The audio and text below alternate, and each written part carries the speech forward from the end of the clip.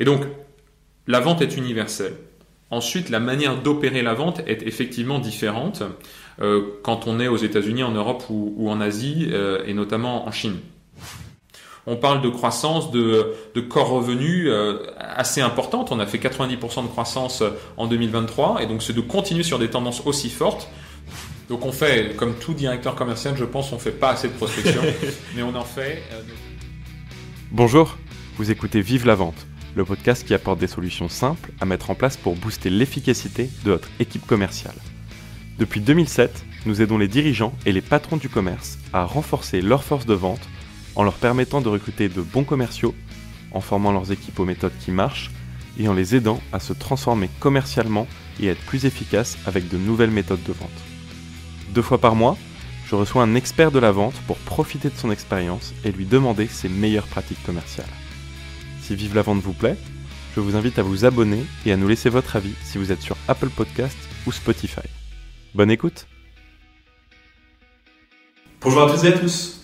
Aujourd'hui, dans ce nouvel épisode de Vive la Vente, j'ai le plaisir de recevoir Martin-Pierre Gauthier, Head of Commercial et Marketing chez Lemonway. Martin-Pierre a rejoint Lemonway en tant que Chief Commercial Officer en janvier 2019. Entre 2010 et 2019, il exerçait auparavant chez Air+, filiale du groupe Lufthansa, où il a fini par exercer en tant que directeur du bureau en Chine. Avant cela, il a également travaillé chez PayPal en France. Son expérience internationale, son expertise dans les solutions de paiement et sa connaissance de la vente grand compte font de lui un atout précieux pour Lemonway depuis maintenant 5 ans et un invité idéal pour ce nouvel épisode de Vive la Vente. Alors, au programme de notre épisode, on va donc se poser les questions suivantes. Comment faire des partenariats B2B stratégiques pour trouver de véritables relais de croissance? Comment piloter et stimuler l'efficacité de ses commerciaux? Quelles sont les leçons du succès de la vente auprès de grands comptes à travers le monde? Et enfin, comment est-ce qu'on personnalise ses approches, prévoit mieux ses résultats et pérennise sa force de vente? Et aujourd'hui dans ce podcast, on va revenir sur ces sujets et tant d'autres, mais d'abord, comment ça va, Martin-Pierre? Bonjour Paul-Étienne, ça va super, je suis hyper content d'être avec toi à ce micro et pour parler ensemble de la vente, ce qui m'anime depuis déjà quelques années. Et tu vas pouvoir revenir sur toutes ces années dans la vente. Est-ce que tu peux nous dire un petit mot sur ton track record et comment est-ce que tu es tombé dans la vente? Alors je suis tombé dans la vente parce que c'était vraiment un environnement que j'avais envie de découvrir pour les raisons suivantes. Un, c'est un environnement compétitif où il y a un peu de concurrence et donc ça c'est quelque chose que j'aime bien. C'est un environnement où finalement les chiffres parlent pour eux-mêmes au sens où on n'a pas forcément besoin d'avoir des positions dans la structure, des positions politiques. Quand on est fort dans ce qu'on fait, dans un job commercial, finalement les chiffres parlent pour eux-mêmes. Et donc ça c'était une deuxième raison pour laquelle j'avais vraiment envie de faire de la vente. Et puis la troisième, c'était plutôt un prétexte parce que quand on est vendeur commercial, on a un super prétexte pour aller rencontrer plein d'interlocuteurs différents, souvent dans des business très différents. Et donc ça a permis d'augmenter sa culture générale, les personnes qu'on a rencontrées. Et donc c'était vraiment une sorte de curiosité intellectuelle qui m'a emmené sur les sujets de vente. Je me souviens qu'on avait parlé pas mal de ça pendant la préparation et qu'on s'était dit la vente, c'est aussi les rencontres que l'on fait, les enjeux qui sont ceux de tes clients et que finalement tu finis par connaître très bien. Et c'est ça aussi qui anime ton intérêt pour la vente et la passion que tu peux avoir, c'est connaître ces enjeux-là. Oui, c'est bien sûr parce qu'on achète d'une personne, on vend pour une personne. C'est-à-dire que bien sûr on représente un business, on représente une structure, mais à chaque fois ce sont des échanges qui restent très personnels, très humains. Surtout dans des cycles de vente assez longs, on a l'occasion vraiment de rencontrer et d'apprendre à connaître ses interlocuteurs. Et donc ça c'est critique. Et puis aussi il y a tout l'enjeu business de comprendre quels sont les enjeux industriels des structures que l'on adresse. Comment est-ce qu'elles se transforment? Comment est-ce qu'on peut les aider à se transformer? Et donc, je trouve que intellectuellement, c'est un job passionnant parce qu'il demande cette malléabilité, cette adaptabilité très forte. Puis c'est aussi de la vente grand compte, donc on va pouvoir parler de comment tu es arrivé à faire de la vente grand compte aussi un petit peu plus tard dans cet épisode. Et je voulais retourner à ma première question. Comment est-ce que tu es tombé dans la vente littéralement après tes études? Quelle est ta première expérience? Qu'est-ce qui t'a vraiment amené à tomber dans la vente? J'ai tout de suite voulu intégrer ce département commercial. J'ai pas hésité. Pour les raisons que je t'ai expliquées précédemment, c'est vraiment l'endroit dans lequel je voulais m'essayer. Et j'ai eu la chance dans mon stage, puis un VIE, c'est comme ça concrètement que j'ai commencé, un stage de fin d'année, puis un VIE, chez Thalys, tout à fait, donc un transporteur, train, donc au siège à Bruxelles. Et là, j'ai eu l'occasion encore une fois c'est très personnel, mais de rencontrer notamment mon manager qui était lui Head of Sales, responsable des partenariats également, d'être confronté à cette relation commerciale avec des grands comptes, de parler partenariat stratégique, et en fait entre l'idée que je m'étais fait de ce métier pour les raisons expliquées, et finalement cette première expérience concrète, ça a fait tilt, et je me suis dit c'est vraiment l'environnement dans lequel j'ai envie de grandir. La limite que j'ai rencontrée finalement à cette première expérience chez Thalys, qui a été une super expérience, c'est que l'enjeu de la négociation était pas d'une certaine manière au niveau de mes ambitions commerciales. On vendait des contrats cadres de transport dans le train qui sont assez contrôlés, qui sont assez rigides, et on n'est pas sur une vente stratégique puisqu'on vend du déplacement que quoi qu'il arrive les structures ont besoin de réaliser. Donc on est plutôt sur une négociation de prix. Or moi je prends beaucoup de plaisir à vendre de la valeur comme tu le disais, et donc c'est pour ça qu'à un moment donné j'ai cherché une next step malgré la culture de cette entreprise Thalys qui était top. Et donc à un moment donné même si j'ai beaucoup appris de cette expérience, j'avais vraiment envie de trouver un environnement sales driven sur lequel il y avait une maturité commerciale forte, et c'est pour ça que j'ai rejoint la structure Lufthansa Air Plus dans laquelle je suis resté une dizaine d'années. Justement, Air Plus, c'est une des expériences qui m'intéresse le plus dans ton parcours. C'est notamment une expérience qui m'intéresse parce que tu as vécu une partie de cette expérience en Chine, avec un mix culturel qui t'a aussi, je pense, appris pas mal de choses. J'aimerais bien qu'on y revienne. Et en plus, comme tu l'as dit, tu es resté 8 ans. Qu'est-ce que cette expérience en Chine t'a permis d'apprendre sur la vente? Qu'est-ce que Air Plus, d'ailleurs, globalement, t'a permis d'apprendre sur la vente? C'est là où tu es resté le plus longtemps. Ouais, et c'est vraiment là où j'ai fait, notamment, j'ai continué à progresser sur la vente aux très grands comptes, dans un environnement très concurrentiel. Air Plus se bagarre toujours sur les très grands comptes, avec American Express, avec Citibank, sur des produits où il y a des différences, mais pas tant que ça. Et donc finalement, le rôle de l'équipe commerciale est critique. J'y suis resté une petite dizaine d'années. Et donc, combien de temps en Chine déjà ? et donc 2 ans, 2 grosses années en Chine sur l'ensemble de ces 8-9 ans. En Chine, ce que j'ai appris par rapport à la vente, pour revenir à ta question, c'est la vente c'est universel, qu'on soit en Chine, aux États-Unis, en France. Le rôle du commercial sur des cibles grands comptes, elle est déterminante. Là, on parle pas de long tail, on parle pas de self-onboarding, on parle vraiment de grands clients avec lesquels on a besoin de tisser une relation, avec lesquels on a besoin de comprendre le besoin et de créer vraiment un rapport de confiance très fort. Et donc, la vente est universelle. Ensuite, la manière d'opérer la vente est effectivement différente quand on est aux États-Unis, en Europe ou en Asie, et notamment en Chine. Et en Chine, ce qui est également intéressant, c'est qu'en Chine, il y a des secteurs de marché très particuliers. On parle de 3 grandes verticales en Chine. Dans le jargon des expats des expats locaux, on va parler de MNCs pour multinational. Donc là, c'est une entreprise européenne ou américaine qui a une filiale en Chine. Typiquement Apple, typiquement Adidas, etc., etc. Tu as les POEs, POE pour Private Owned Enterprise. Donc là, ce sont les entreprises privées dont le siège est en Chine. On va parler d'Alibaba, on va parler de Tencent, on va parler de BYD, notamment récemment, constructeur de véhicules électriques. Et on va parler de SOE pour State Owned Enterprise, donc des entreprises publiques chinoises. Et donc, pour revenir sur la vente, il est extrêmement important quand on arrive en Chine de comprendre la spécificité de ces segments pour pouvoir avoir une force de vente différente. Ce ne sont pas les mêmes profils et puis ce ne sont pas les mêmes discours et ce ne sont pas les mêmes USPs ou les mêmes arguments qu'on va mettre en face de chacune de ces verticales. Tu as fait de très belles ventes chez Air Plus. J'ai notamment vu que tu avais fait la plus belle vente d'Air Plus en 2012, mais aussi l'un des plus gros deals de l'histoire de la compagnie. En tout cas, c'est écrit comme ça là où je l'ai trouvé, entre 2017 et 2019. Est-ce que tu peux me raconter si ces ventes sont tes plus belles ventes ou si tu as une plus belle vente que tu peux nous raconter justement? Oui, donc en fait, je réfléchissais à ça et puis plus on avance dans son parcours, plus on a fait de ventes et puis finalement plus on a de cas différents. Mais finalement, j'essayais de me dire quelles étaient mes plus belles ventes.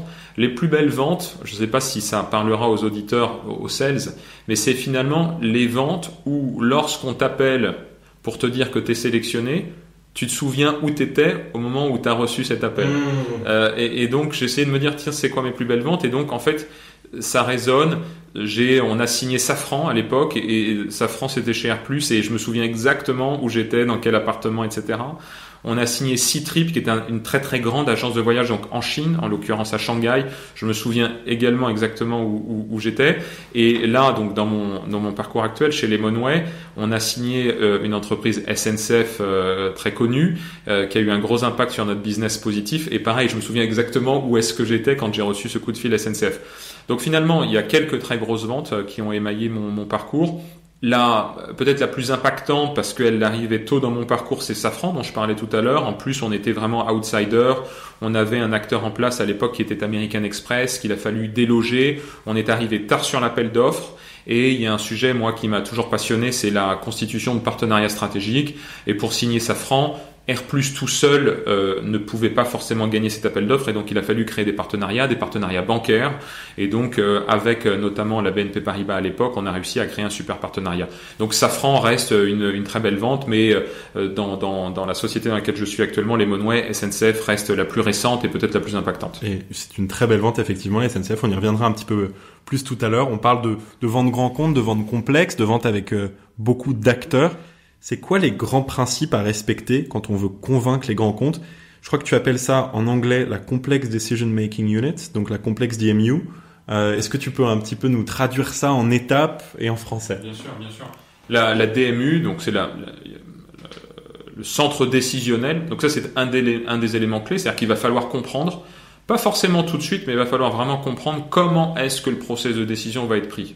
Parce qu'on a une tendance à dire c'est le board ou mais une fois qu'on a dit c'est le board, c'est quoi la dynamique au sein du board? Qui finalement a la voix la plus forte dans ce board sur le sujet?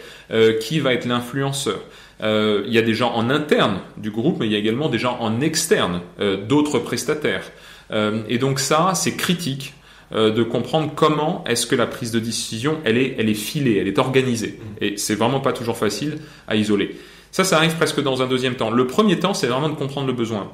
Si tu comprends pas le besoin, tu vas avoir une vente partielle, une vente ratée, une vente qui va pas vraiment venir interroger le sujet de ton client. Et donc le tout premier point, c'est le besoin. Et le besoin, c'est le questionnement. Et un questionnement parfois direct, un questionnement qui vient challenger aussi son client pour parfois, quand tu arrives très en amont du cycle de vente, l'aider même à se former l'idée du besoin. Donc vraiment, le premier sujet, c'est le besoin.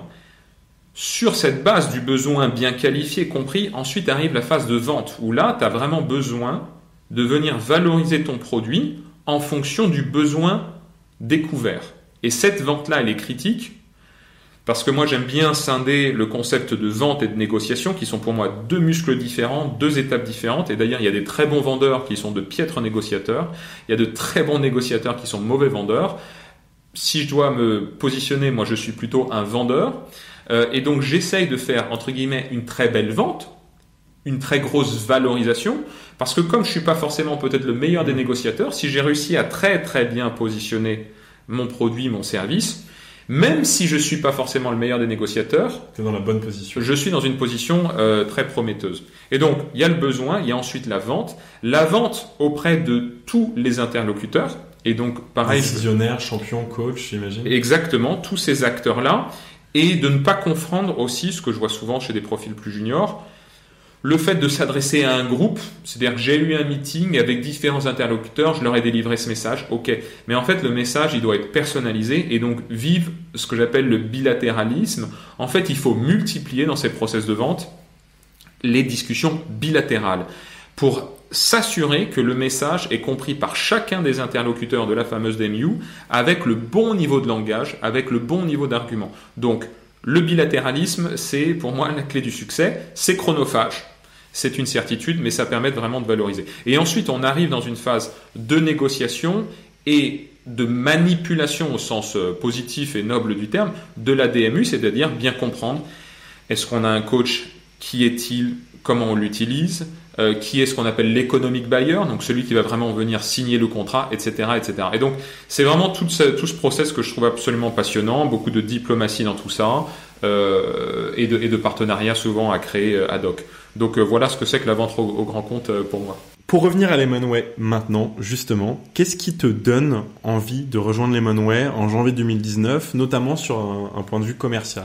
Alors, c'est une bonne question. Donc, en fait, je vais dézoomer plus que sur la partie commerciale. Ce qui m'intéresse, c'est que j'ai été curieux de la Chine. J'ai adoré découvrir la Chine. Et on est donc en 2018, 2017-2018. On commence à avoir beaucoup de sujets de start-up, de levée de fonds. Et donc, je regarde ça un peu de loin et je me dis, ça a l'air quand même super excitant, ça a l'air sympa. Et donc, je me dis, tiens, après 8-9 ans dans cette structure, superbe boîte, j'ai quand même fait le tour. Pour des raisons familiales, intéressant de rentrer en Europe aussi à ce moment-là, et donc je me connecte à la scène startup et c'est là où je rencontre Lemonway, où j'ai un très bon fit avec le CEO, le président, et c'est une structure qui vient de faire sa série A, qui vient de lever 10 millions d'euros et donc qui cherche un peu à senioriser ses équipes commerciales. Et donc là, ce qui est intéressant, c'est que je prends ce qu'on va appeler une position groupe, même si c'était pas forcément un groupe à l'époque, mais là où chez R+, j'étais responsable d'un pays, d'une BU, d'une verticale. Là, chez Lemonway, je prends la responsabilité complète du département commerce. Et donc, c'est ça qui m'excite à ce moment-là dans ce challenge, c'est de me dire, vraiment, j'ai la responsabilité totale de la stratégie commerciale de la structure. Combien de personnes à ce moment-là chez Lemonway avec la série A de 2019? Au total, la boîte à ce moment-là, ça devait être 60-70 personnes. Donc, quinzaine de personnes, une vingtaine de personnes dans la force de vente? Oui, c'est ça, une quinzaine de personnes, tout à fait. Et maintenant? Alors aujourd'hui, finalement, par rapport à d'autres structures, on a une croissance raisonnable, on est un peu plus de 150. On a un département commerce et marketing, puisqu'entre-temps, on a consolidé avec le marketing environ 35 personnes. Donc ça reste très raisonnable, ce ne sont pas des équipes immenses. Par contre, le chiffre d'affaires, on est passé globalement de 6 millions d'euros à 33 millions d'euros l'année dernière. Donc on a fait une très forte croissance en pourcentage année sur année chez Lemonway, sans pour autant avoir une dépense absolument incroyable sur les postes commerce et marketing. Une croissance que je pense beaucoup de nos auditeurs vont te jalouser et qui sera idéale également pour diffuser le podcast. Les auditeurs doivent commencer à s'habituer à ce que je dis ça quand on entend des chiffres aussi impressionnants, mais ça l'est. Et est-ce que tu peux justement un peu rappeler à nos auditeurs quelle est la proposition de valeur de Lemonway quand tu arrives, comment est-ce qu'elle a potentiellement évolué? Et d'ailleurs, pour y revenir, c'est aussi très intéressant de voir que contrairement à d'autres startups qui ont beaucoup levé de fonds justement dans ce moment-là, 2017-2018 aussi, Lemonway a su rester très structuré et finalement assez pérenne et durable par rapport à d'autres organisations. Donc si tu peux articuler ta réponse autour de à la fois la proposition de valeur et comment vous avez réussi à rester aussi lean, comme on pourrait dire, ce serait intéressant. Tout à fait. Donc la proposition de valeur de Lemonway, c'est une solution de paiement pour marketplace, de manière très simpliste et simple. Donc en fait, on fait l'encaissement des fonds pour les places de marché. On séquestre les fonds puisqu'elles sont dans l'obligation de les séquestrer. On fait le décaissement vis-à-vis des vendeurs et on identifie à travers un KYC les vendeurs. Ce sont les grandes briques, le grand module. KYC, c'est Know Your Customer. KYC, Know Your Customer. C'est une action d'identification en réponse à la lutte contre le blanchiment. Donc ce sont les grands modules que l'on opère pour les places de marché. Ça, c'est notre proposition de valeur. Il y a 5 ans, elle était déjà plus ou moins là, mais elle était moins bien identifiée et elle était beaucoup plus diffuse et diluée parce qu'on avait un nombre de segments de marché beaucoup plus large. On opérait ce qu'on appelait l'e-commerce, on opérait sur des géographies beaucoup plus larges alors qu'on avait des moyens réduits. Et donc ce qu'on a fait ces dernières années, c'est vraiment de continuer année après année notre focus, notre concentration autour uniquement du sujet des marketplaces dont on vient de parler, et une restriction également géographique, notamment autour de la France et l'Allemagne, pas uniquement et exclusivement, mais notamment pour vraiment réussir petit à petit à augmenter la taille de nos comptes et à gagner en expertise sur ces verticales et ces géographies. Donc globalement, pour, si tu veux répondre à ta question, c'est une réduction de notre marché adressable, paradoxalement, pour en avoir une meilleure maîtrise. Un panier moyen qui augmente aussi. Un panier moyen qui augmente puisque finalement on n'a pas une croissance du nombre de clients exponentielle chez Lemonway, on a juste des clients de plus en plus gros et des clients qui entre guillemets dépensent de plus en plus chez nous. Donc ça a été ça vraiment le parcours de ces 4-5 dernières années. On rappelle que le modèle économique se base aussi sur le fait que vous prenez une commission pour toutes les transactions qui se font en ligne et j'imagine que les transactions en ligne de ces gros clients de toute façon tendent à augmenter avec la digitalisation de notre mode de consommation. Tout à fait. Donc, ce que tu soulèves est un bon point aussi, c'est que il y a eu un gros travail ces dernières années sur le pricing. Et ça, je pense que c'est aussi sous sous-manipulé, peut-être sous-utilisé chez les structures de taille intermédiaire, c'est que sans forcément donner une impression d'être plus cher, quand le pricing est bien pensé et bien réalisé, on peut finalement à activité plus ou moins équivalente, avoir une augmentation du spend et du panier moyen ou des dépenses. Et donc, notamment ce business model chez les Lemonway, on l'a beaucoup fait évoluer ces dernières années en apportant des nouveaux piliers de prix qui correspondent souvent aussi à nos propres coûts. Donc, à cela vient s'ajouter ce que tu as dit, une grande tendance de fond, digitalisation, de plus en plus d'achats se font en ligne. On reviendra peut-être sur ce qui s'est passé lors du Covid et de la pandémie, justement, avec également une accélération. Mais donc il y a des facteurs macro qui viennent également accompagner la croissance de Lemonway. Alors ça justement, c'est plutôt le facteur sur votre chiffre d'affaires en externe, mais j'avais envie de revenir sur l'évolution de vos méthodes en interne pendant la crise Covid. Comment est-ce que ça a changé pour vous ? On va dire que tu avais l'opportunité aussi, en arrivant tôt chez Lemonway, d'apporter beaucoup de changements, d'avoir la souplesse dont on parlait un peu plus tôt, qui fait aussi la force d'une expérience professionnelle. Avec la crise Covid, ça a dû changer pas mal de choses. Qu'est-ce que tu as mis en place pendant la crise sanitaire que vous exploitez toujours aujourd'hui comme méthode et comme bonne pratique ? Alors, je vais faire une réponse dans un premier temps et puis ensuite un contre-pied, parce qu'il y a des choses qu'on essaye de défaire aussi. Mais en gros, ce qu'on a fait, continue à faire, c'est que on a digitalisé de plus en plus aussi nos propres outils. On parlera peut-être de notre stack technique commercial avec du Pardot, du Salesforce, et donc on a créé vraiment des outils de pilotage commerciaux pour pouvoir piloter l'activité des sales et de nos revenus, alors qu'on n'était pas forcément à côté les uns des autres. Donc vraiment une sorte de digitalisation, de centralisation à travers des outils digitaux. Et donc ça, on l'a mis en place. C'était déjà un peu naissant en 2019, mais ça a été vraiment accéléré. On a aussi, comme toutes les boîtes, accélérer nos rythmes de meeting, puisqu'on a, comme toute bonne structure, été sur des Zooms, des Teams, etc. Et donc, on a réussi à rester proche de nos clients malgré la distance physique. Donc ça, ça continue à perdurer. C'est toujours là. Le point, par contre, paradoxal, j'ai envie de dire, c'est que ça a été un moment où tout le monde s'est retrouvé chez soi, en tout cas à distance.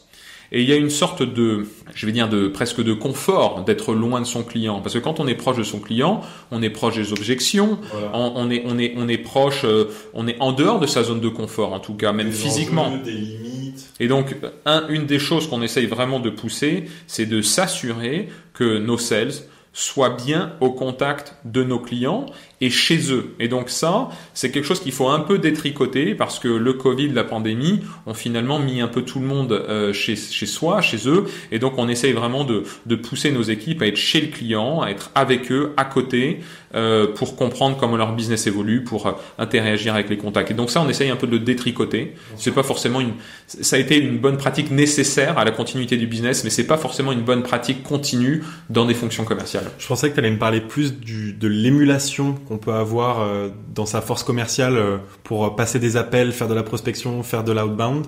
Et finalement, on parle plus des rendez-vous physiques. Je sais pour en avoir parlé avec Jérémy Zetoun de Choco qui était invité dans notre dernière saison et François Allonge d'Edenred qui est le dernier invité du dernier épisode et qui me disait que on a 2 fois plus de chances de convertir lors d'un rendez-vous physique que lors d'un rendez-vous à distance. Tu utilises des statistiques et tu montres de l'exemplarité. Comment est-ce que tu fais pour stimuler finalement le fait de faire des rendez-vous sur le terrain ? Oui, donc c'est une bonne point. Non, on n'a pas, les 2 fois, tu vois, je les connaissais pas. On n'a pas de statistiques. En tout cas, on manipule pas ces statistiques. Par contre, oui, lead by example, je pense que c'est extrêmement critique. C'est critique sur toutes les populations d'entreprise. Je pense que c'est particulièrement vrai dans les forces commerciales qui regardent vraiment comment est-ce que le manager se comporte, et donc il faut être soi-même dehors pour montrer aux autres qu'il faut sortir. Après l'émulation, oui, mais d'une certaine manière ça c'est plus facile parce qu'on se rend compte que les gens ont envie de travailler ensemble et donc les gens reviennent au bureau assez facilement. Nous on a des bureaux qui sont restés ouverts et qui sont très occupés, notamment dans le département commercial, les gens sont là. Mais mon point c'est pas d'être entre collègues, entre soi d'une certaine manière, où là je pense que les choses se font naturellement et facilement. Mon point c'est vraiment de sortir de chez soi, que ce soit chez soi au sens figuré ou au sens propre, vraiment chez soi, et d'aller chez son client. Oui, là c'est vraiment et là c'est encore autre chose. Et ça, je vois qu'il y a des muscles qui ont été un peu abîmés, et notamment sur les populations les plus juniors, les sorties d'école, qui découvrent le métier. Elles découvrent un métier qui est déjà très distanciel, digital d'une certaine manière, et donc faut les éduquer, je pense, à aller créer ces moments et ce que j'appelle cette proximité client. C'est très intéressant et c'est l'un de vos enjeux, j'imagine, en ce moment. Est-ce qu'il y en a d'autres d'enjeux pour cette année 2024 pour Lemonway et ta force commerciale?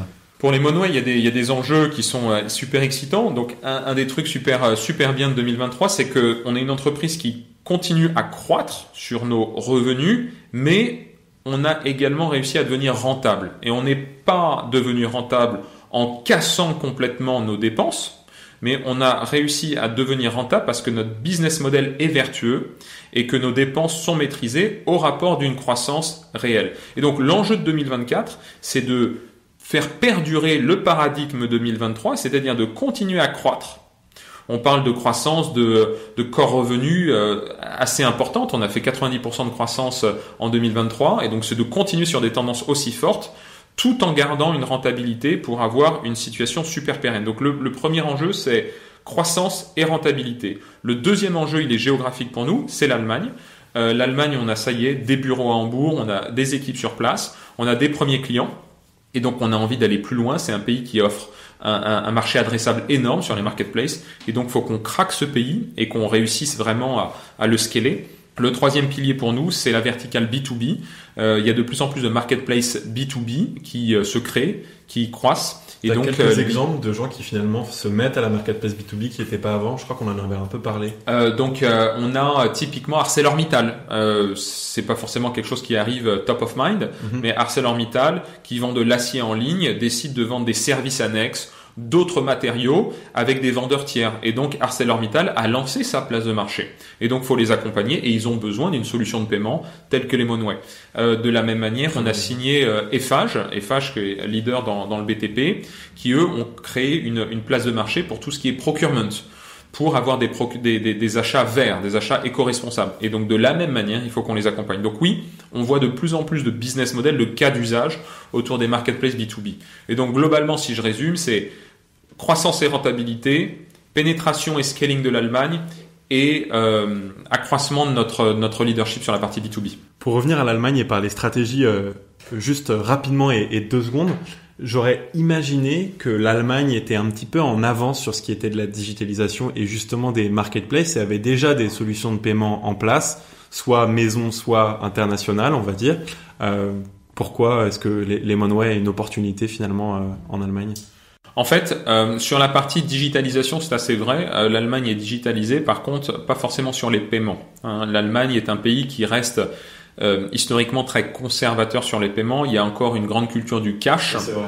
Une culture du cash autour de la confiance, des données privées. Et donc, c'est un pays qui n'a pas été en avance sur la partie paiements digitaux. Et donc là, on a une carte à jouer parce que assez logiquement, il n'y a pas eu d'acteurs leaders locaux, nationaux qui ont émergé. Alors il y en a, je dis pas qu'il y en a pas, mais c'est pas forcément le pays qui a poussé sur ce sujet-là. En plus, c'est un pays qui a été un peu traumatisé d'un scandale. Il y a une structure qui s'appelle Wirecard, qui était un PSP, qui a déposé le bilan. Et donc c'est un marché sur lequel il y a encore énormément de choses à faire dans la digitalisation des paiements.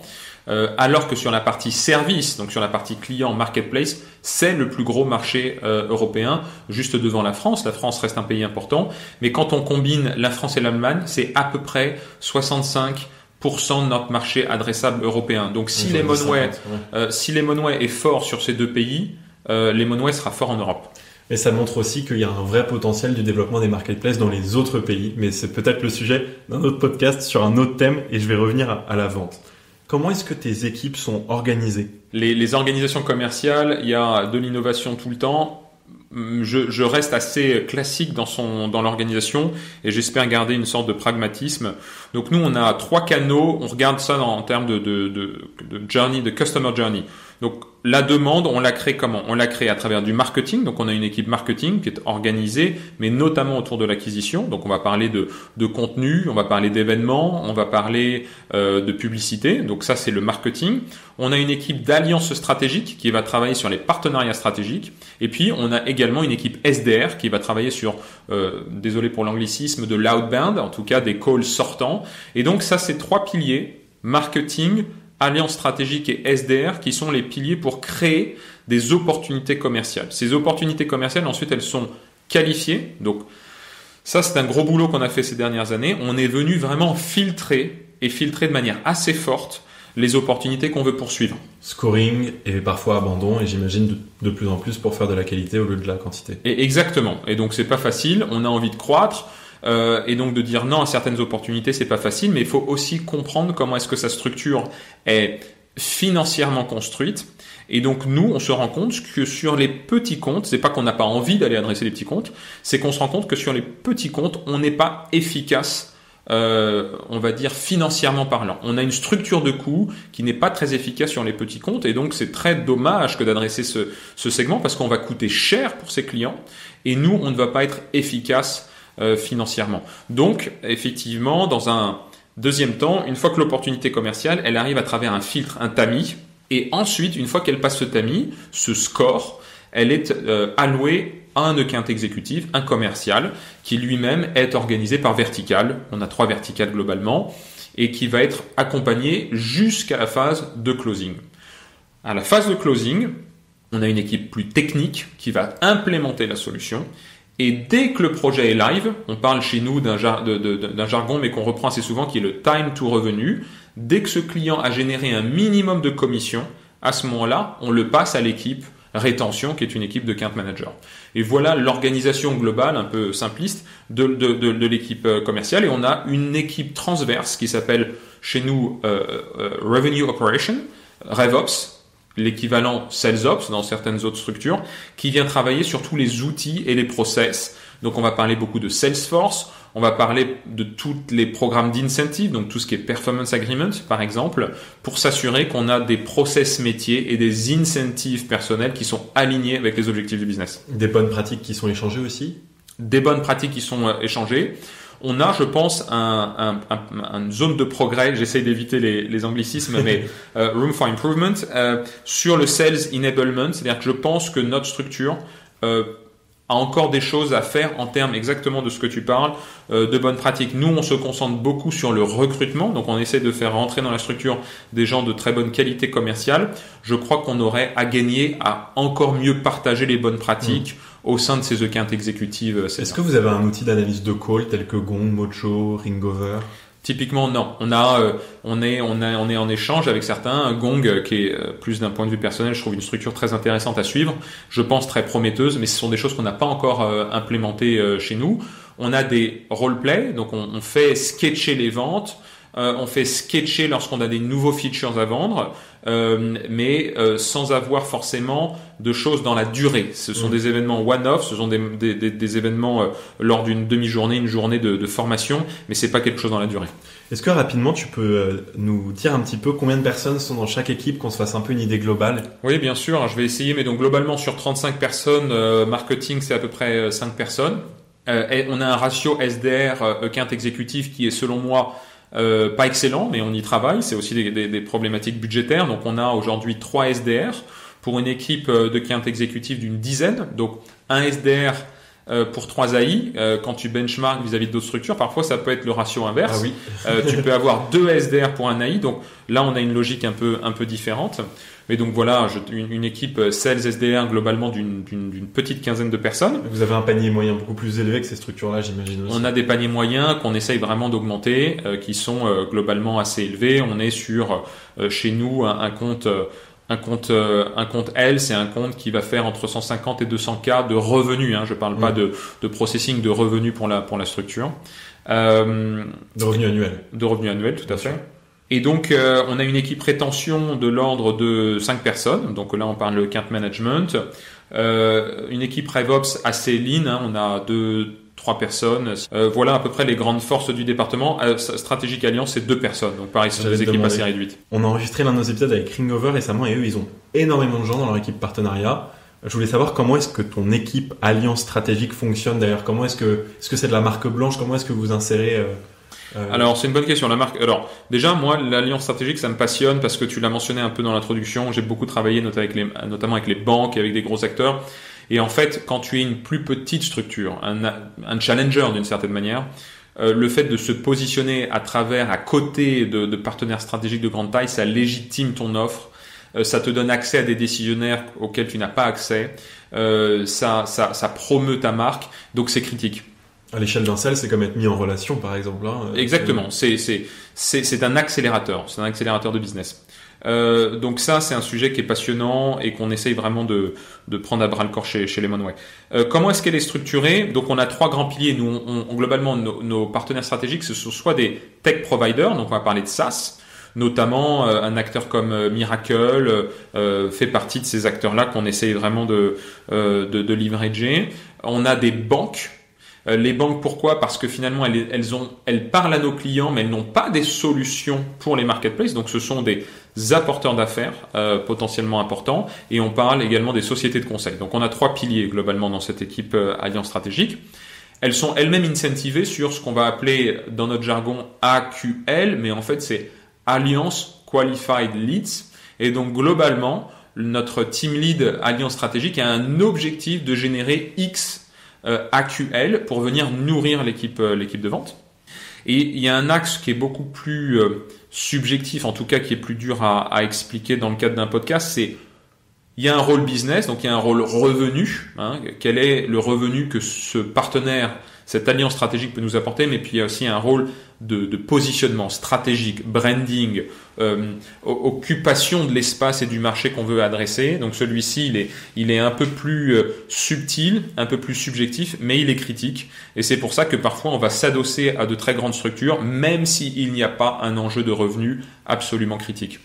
Donc voilà comment on fonctionne sur ce pôle-là. Très clair. Est-ce qu'on peut revenir sur l'inbound, l'outbound? C'est quoi un peu la part d'inbound et d'outbound chez Lemonway? Comment est-ce que vous la générez? Est-ce que vous faites beaucoup de prospection notamment? Donc on fait, comme tout directeur commercial, je pense, on fait pas assez de prospection, mais on en fait, notamment à travers des challenges. Tu vois, de manière extrêmement concrète, notre head of sales, Pierre, a lancé un challenge en décembre et janvier pour assurer un début d'année dynamique en termes de prise de rendez-vous. D'ouverture de compte, non? Oui, c'est ça. Des nouvelles prises de rendez-vous avec des structures avec lesquelles on parle pas. Donc c'est exactement ça. Je crois que tu m'avais dit. Donc on fait de la prospection. Oui, certainement pas assez. Mais c'est comme ça.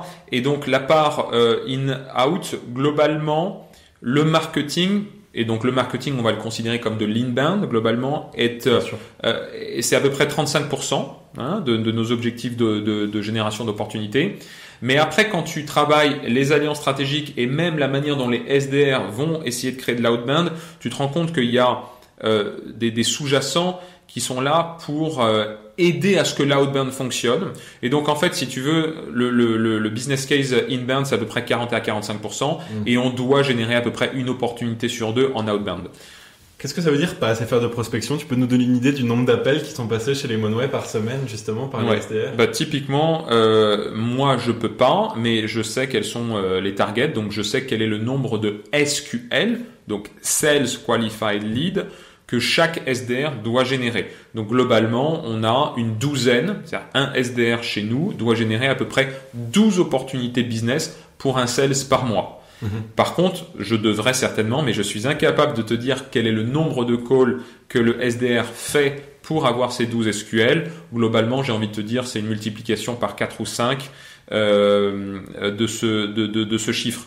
On a la chance dorénavant d'avoir un management intermédiaire avec un head of sales qui est encore plus proche que moi de ces métriques. Mais voilà, c'est à peu près ça. C'est une petite quinzaine d'opportunités mensuelles à générer. Sur les pratiques managériales sur lesquelles vous êtes au top, qui peuvent peut-être inspirer d'autres dirigeants commerciaux, sur lesquelles de ces pratiques vous êtes plutôt expert? Alors expert, je sais pas, mais bon élève, on a une sorte de musique hebdomadaire qui fonctionne bien. Tous les lundis matins, 9h15, et ça fait des semestres que c'est comme ça. On a ce qu'on appelle un weekly booster où tout le monde se retrouve autour du pipe de la semaine, des objectifs de closing, des objectifs de rendez-vous, du débrief s'il y a des clients des opportunités qui ont été perdues. Et donc ce weekly booster, il est assez efficace.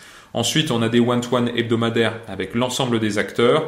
Un meeting mensuel au niveau du département, et moi avec mes managers, pareil, j'ai des one-to-one hebdomadaires. C'est comme ça qu'on structure globalement.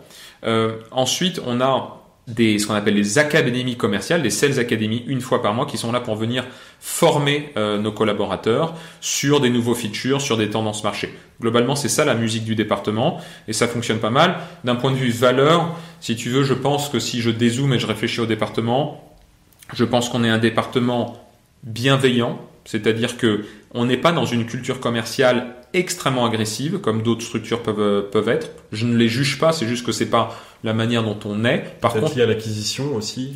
Peut-être à des acquisitions de plus gros volumes, plus long tail, SMBs, peut-être. Nous, on est sur des cibles de compte plus larges, plus grandes, mais c'est aussi parfois simplement la culture managériale qui impulse ça. Bien sûr. Par contre, on est exigeant, c'est-à-dire que on donne des conditions, j'espère, de travail qui sont cohérents, avec un début de variable garantie, notamment quand on onboard un nouveau collaborateur, avec une formation, avec un accès à des experts internes, mais on attend aussi un vrai ROI sur chacun de nos collaborateurs commerciaux. La formation est de combien de temps, l'onboarding chez C'est 3. Nous, on va... Si je caricature, on garantit le variable 3 mois. Donc en fait, on estime que un commercial, il a 3 mois pour vraiment se former et monter sur notre offre. Et au début, il apprend, j'imagine, beaucoup de choses sur votre proposition de valeur, les méthodes, etc. Ça, cette partie vraiment purement intégration, onboarding, elle dure combien de temps? Elle est 4 semaines, c'est beaucoup de shadow call, beaucoup de sel. Et au bout de 4 semaines. Ouais, au bout de globalement 8 semaines, on fait un roleplay. Donc là, on lui demande de sketcher la proposition de valeur de Lemonway et de voir où est-ce qu'il en est. Premier appel au bout de 8 semaines. Premier appel et premier dossier arrivent un peu plus tôt, entre guillemets entre la 4e et la 8e semaine à peu près. Maintenant, nous, la proposition de valeur de Lemonway, on n'est pas les seuls d'ailleurs, mais elle est très large. On parle de paiement, de plein de moyens de paiement, on parle de réglementaire puisqu'on parle de séquestre, de statut d'établissement de paiement et on parle également de KYC. Donc, si tu veux, il faut, on accepte aussi sur les premières semaines que les commerciaux apprennent au contact de leurs premières opportunités business qui sont pas forcément les plus stratégiques. Je devrais pas forcément dire ça, mais il y a un peu d'apprentissage aussi empirique sur les premiers cas. Donc globalement, les premières semaines sont vraiment internes. À partir du 2e mois, on commence à être porté sur l'externe, mais c'est au bout de la fin du 2e mois, début du 3e, que le management vient vraiment juger de la capacité du commercial à avoir digéré la compétence et les on va dire les règles Lemonway. Impressionnant, je trouve, comme période d'onboarding, c'est plutôt long, c'est très lissé aussi, c'est très précautionneux. Vos commerciaux ont en moyenne combien d'années d'expérience quand ils arrivent chez Lemonway? Donc c'est une bonne question. Pareil, en 5 ans, on a réussi à faire évoluer nos budgets de manière assez logique. Un commercial qui est plus senior coûte plus cher. Bien sûr. Et donc, tu m'aurais posé la question il y a 4-5 ans, je t'aurais dit on est entre 1 et 3 ans d'expérience. Dorénavant, on est plutôt sur des gens qui ont entre... Alors, bien sûr, on a des juniors et on a des seniors. Donc, on a des gens qui ont 20 ans d'expérience. On a aussi en SDR des gens qui sortent de l'école. Bien sûr. Mais globalement, on est sur des gens entre 8 et 10 ans d'expérience. Et je vais reparler de durée, mais d'une autre durée totale. Le cycle de vente chez Lemonway dure combien de temps en moyenne?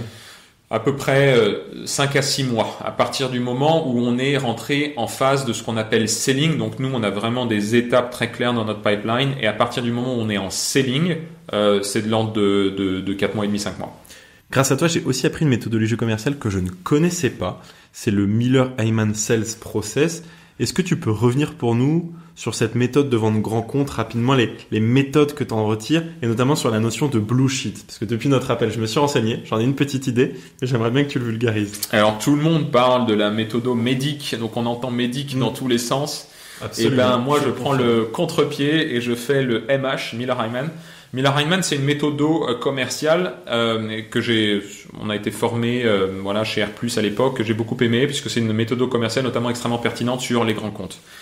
Cette méthodo commerciale, elle a 2 outils. Des feuilles, on va dire pour pas faire d'anglicisme, la feuille bleue et la feuille verte. La feuille bleue, c'est un document très spécifique qui est là pour résumer une opportunité. Et la feuille verte, elle est là pour préparer et résumer un meeting, une discussion. D'accord? Donc on va potentiellement avec la feuille verte jusqu'à la préparation très poussée d'un échange. Mais globalement, on travaille sur ces feuilles bleues. Ces feuilles bleues, c'est donc, on revient sur le concept de DMU, Decision Making Unit. Donc là, on vient vraiment lister l'ensemble des interlocuteurs au sein de la structure ou extérieur à la structure. Et on vient beaucoup travailler autour des red flags. Parce que si tu veux, un des constats dans les équipes commerciales, notamment chez les profils, pas que d'ailleurs, mais les profils un peu plus juniors, c'est qu'il y a beaucoup d'hypothèses. J'ai un très bon relationnel. Oh oui, il m'a dit que. Et en fait, si tu veux, quand tu viens vraiment challenger ces hypothèses, tu te rends compte qu'elles sont souvent friables. Elles sont pas toujours véridiques, vérifiées, etc. Et donc en fait, La méthode Miller-Heiman, c'est un listing extrêmement complet de la Decision Making Unit, le fait de venir isoler toute forme de doute et de lister des actions pour venir corriger corriger ces doutes. Donc, j'ai monsieur X, c'est le décisionnaire. Qu'est-ce qui t'assure que cette personne est le décisionnaire ? Et soit les justificatifs sont extrêmement clairs et à ce moment-là, c'est acté et ça reste dans le marbre. Sinon, il y a red flag. S'il y a red flag, quelles sont les actions qu'on va prendre pour s'assurer que c'est bien le décisionnaire ? C'est un exemple simple autour de ce concept de décisionnaire. Et ça vaut sur l'ensemble des points de l'opportunité. Et donc, ça construit une vision, des choses à vérifier, un plan d'action, et on trouve ça, moi en tout cas je trouve ça assez puissant et assez facile. Ce sont des sessions de 60 minutes et sur certains deals on l'exécute avec l'équipe. C'est intéressant de voir comment ça permet de convaincre des grands comptes, notamment d'un point de vue de la régulation, parce que ça peut être des contraintes. Et justement la régulation c'est l'un des enjeux énormes que vous avez chez Lemonway. Notre invité précédent a aussi un enjeu de régulation puisque c'est François Allonge d'Edenred, je le disais un peu plus tôt. Comment est-ce que tu tiens tes commerciaux informés et experts au-dessus même de leurs propres clients sur ces sujets-là ? Comment est-ce qu'on garantit la connaissance métier et secteur de ça ? Alors effectivement c'est critique, on est régulé, nous sommes donc un établissement de paiement régulé auprès de l'ACPR. L'ACPR c'est la Banque de France, donc un régulateur français, et donc c'est une partie inhérente de notre business. Et en fait, il faut valoriser cet élément-là. Pourquoi ? Parce que le fait d'être dans un marché régulé, ça crée des des barrières à l'entrée très importantes. Indirectement des switching costs pour les clients, mais des barrières à l'entrée. Donc en fait, c'est quelque chose qui est compliqué à manœuvrer en tant que structure parce qu'on doit investir, on doit avoir des équipes, on doit, comme tu l'as dit également, former nos équipes commerciales à ce sujet, mais ce sont de fantastiques barrières à l'entrée pour des concurrents potentiels. Donc il faut valoriser, c'est une forme d'asset, c'est une forme de force. Ensuite, la diffusion, elle est culturelle, c'est-à-dire qu'il faut aussi s'assurer que on ait d'autres directions qui soient fortes, et je pense qu'on a une direction de la conformité qui est forte chez Lemonway, qui vient aussi diffuser dans différents types de forums, formats, l'importance d'être en ligne avec le régulateur. Et puis, le dernier point pour garder tout le monde à jour, et ça vaut pour la réglementation comme sur plein d'autres choses, c'est ce qu'on va appeler une sorte de culture générale contemporaine business, qui est souvent sous-investi, je pense, par les équipes commerciales, parfois, notamment un peu junior, c'est la lecture quotidienne et constante de comment est-ce que l'environnement business évolue.